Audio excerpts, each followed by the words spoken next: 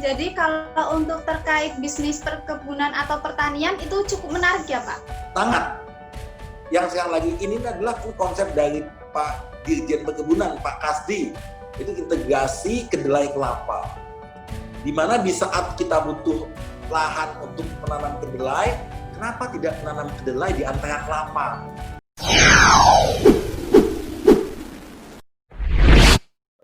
Assalamualaikum warahmatullahi wabarakatuh. Selamat sore pemirsa Gamal TV. Kembali lagi bersama saya Vega, tim dari Gamal Institute. Kali ini saya mempunyai kesempatan untuk melakukan wawancara dengan Bapak Petrus Chandra sekaligus tokoh integrasi kedelai kelapa. Selamat sore Bapak Petrus Chandra. Selamat sore Pak Vega. Baik ya Pak ya? Baik. Selamat tahun baru Mbak. Selamat tahun baru juga buat Bapak ya. Iya.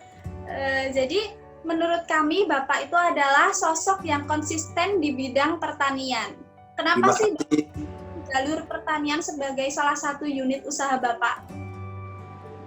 Kalau kita lihat sebetulnya apa yang dilakukan oleh pemerintah saat ini dari sekian banyak kementerian yang memberikan kontribusi positif hanya Kementan. Dan itu sebetulnya juga berbasic dari bahan pangan. Karena apapun yang terjadi di dunia, mau krisis, mau apa, orang tetap perlu makan.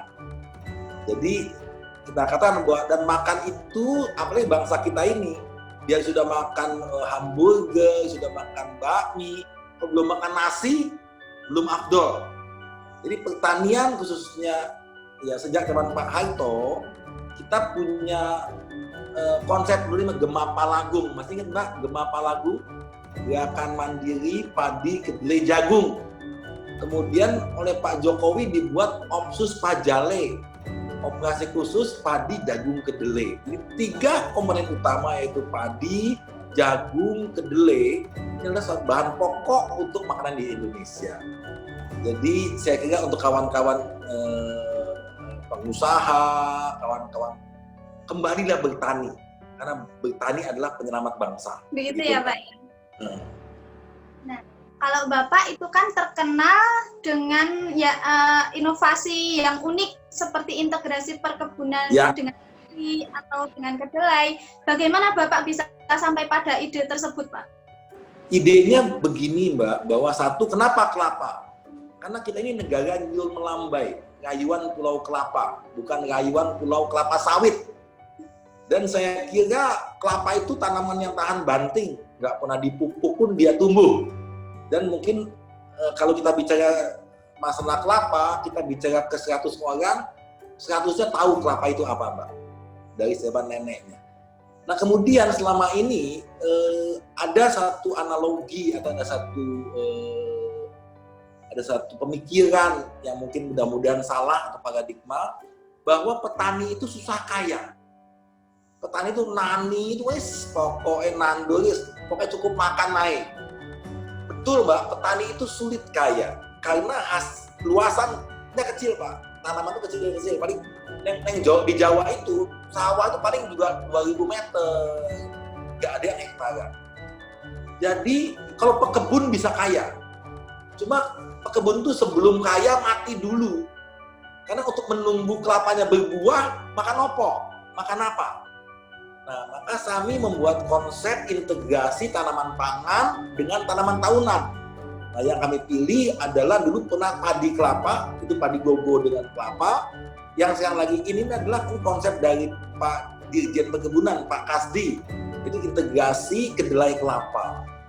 Di mana di saat kita butuh lahan untuk menanam kedelai, kenapa tidak menanam kedelai di antara kelapa? Sehingga sebelum nunggu panen kelapa, kedelainya sudah berbuah. Jadi konsepnya kita makan apa? Tanaman pangan, khususnya kedelai itu untuk menutupi masa tanaman di TBM, tanaman belum menghasilkan. Nah, tapi yang membuat kaya itu adalah tanaman kebunnya. Kita sudah coba juga tidak hanya kedelai kelapa, teman-teman ini kedelai sawit. Jadi pada saat di planting, tanamlah kedelai di antara sawit. Supaya sebelum sawitnya berbuah, kedelainya sudah tumbuh. Jadi kalau untuk terkait bisnis perkebunan atau pertanian itu cukup menarik ya Pak? Sangat, sangat. Sangat menarik. Jadi sudah ada penelitian di Balikpapan. Jadi di bawah kepala kita sudah punya Balai Penelitian Tanaman Palma di Manado, dulu Balitka, Balai Tanaman Kelapa.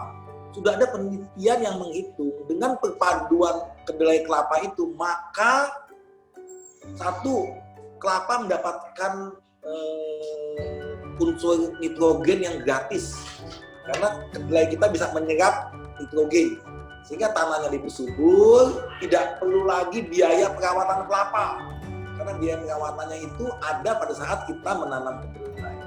In the meantime, kita tidak perlu buka hutan baru, tidak perlu nebang hutan, pakai saja tanaman kelapa. Jadi win-win, kita tidak perlu menambah hutan, kedelai bisa ditanam di antara kelapa. Gitu Mbak.